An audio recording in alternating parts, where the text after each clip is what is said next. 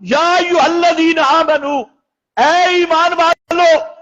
لا تتخذوا اليہود والنصارى اولیاء، یہود و نصارہ کو دوست نہ بنانا، یہودیوں کو دوست نہ بنانا، عیسائیوں کو دوست نہ بنانا، بعضهم اولیاء بعض، یہ بعض کے دوست بن سکتے ہیں لیکن تمہارے دوست نہیں بن سکتے۔ آج دیکھ لو، وہ جو بائیڈن دنیا کا سب سے بڑا بے غیرت، جس کو کوئی غیرت نہیں، حالانکہ یہ یہودی وہ ہے جو حضرت عیسیٰ پیغمبر کو ناجائز اولاد کہتے ہیں معاذ اللہ، اور مائی مریم کو زانیہ کہتی ہیں، اور حضرت عیسیٰ کے نسب کو حرام کا نسب کہتی ہیں، اور حضرت عیسیٰ کو اپنے زام میں انہوں نے اپنے عقیدے کے مطابق صلیب پہ چڑھانے کی کوشش کی، لیکن عیسائی جو بائیڈن امریکہ یہ اتنے بے غیرت ہو گئے کہ انہوں نے ان کو تو سینے سے لگائے یہودیوں کو جو حضرت عیسیٰ کو بلد الحرام کہے معاذ اللہ، حضرت مائی مریم پہ زنا کی تہمتیں لگائے اور پیغمبروں کو قتل کرے، ان کے ساتھ ہو گئے، اور مسلمان جو حضرت عیسیٰ کو رسول اللہ مانتی ہے، عبد اللہ مانتے ہیں، کلمۃ اللہ مانتے ہیں، اور مائی مریم کو صدیقہ مانتے ہیں، اگر ان میں غیرت ہوتی تو جو قرآن نے عیسائیوں پہ احسان کیا، حضرت عیسیٰ کے نسب کو، حضرت عیسیٰ کی عظمت کو، حضرت بی بی مریم کی صداقت کو، ان کی شان کو، جیسے قرآن نے ان کی صفائی پیش کی ہے، آج تک ایسی صفائی کسی نے نہیں پیش کی، لیکن یہ جو بائیڈن، یہ اسرائیلی یہودی نطفہ، یہ آ کر وہاں منافقت دیکھو، ادھر جا کے کیا کہتے ہیں مسلمانوں کو، میں جنگ رکوانے کی کوشش کر رہا ہوں، امن کی کوشش، اور اقوام متحدہ میں جنگ رکوانے والی قرارداد پہ ویٹو کر رہا ہے، امدادی قراردادوں پہ ویٹو ہو رہا ہے،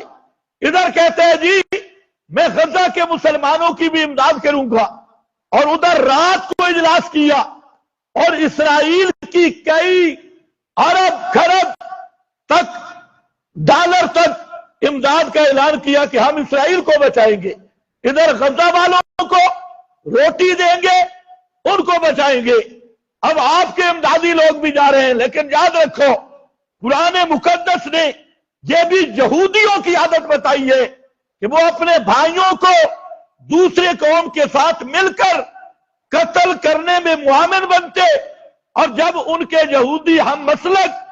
وہ قتل ہو جاتے تو پھر تعاون اور امداد لے کے پہنچ جاتے، پیسے لے کے پہنچ جاتے، فدیہ لے کے پہنچ جاتے قیدیوں کو چھڑانے کے لیے۔ قرآن نے اسی موقع پہ فرمایا افتؤمنون ببعض الکتاب وتکفرون ببعض، آج وہ یہودیت، بھائی بھائیوں کو قتل تم کرا رہے ہو، یہ قتل کر وہ رہا ہے، اور 57 اسلامی ملک وہ خود قتل کرا رہے ہیں۔ میں کہتا ہوں خدا کی قسم کسی ایک ملک میں بھی غیرت ہوتی، ترکی خلافت عثمانیہ بحال ہو رہی ہے، سلطان آ رہا ہے، اتنا شور ڈالا،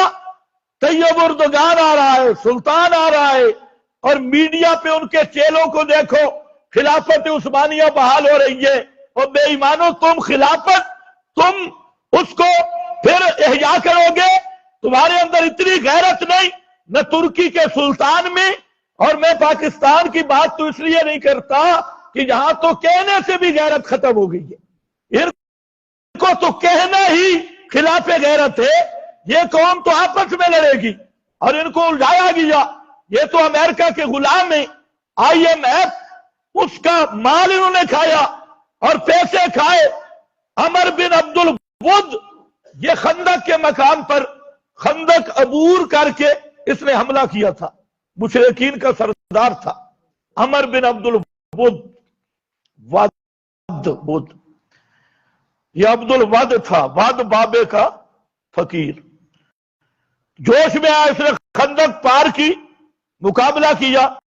آگے ہتھے چڑھ گئی حضرت علی اور مرتضیٰ کے، حضرت علی کا خیمہ سائڈ پہ تھا، اور یہ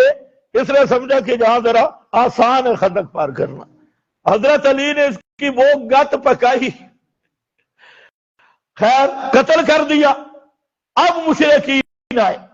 انہوں نے کہا جی سانو لاش تے واپس کر دو،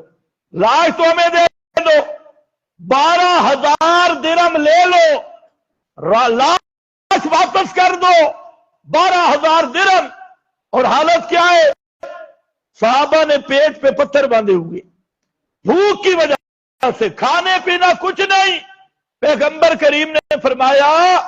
اور ان بے ایمانوں کو کہو اپنے مردے کے پیسے اپنے پاس رکھو، ہم لاشیں بیچنے والے نہیں۔ اور کو نام جو قبروں کی تجارت کر کے، کیا نہ بیچو گے جو مل جائیں صنم پتھر کے؟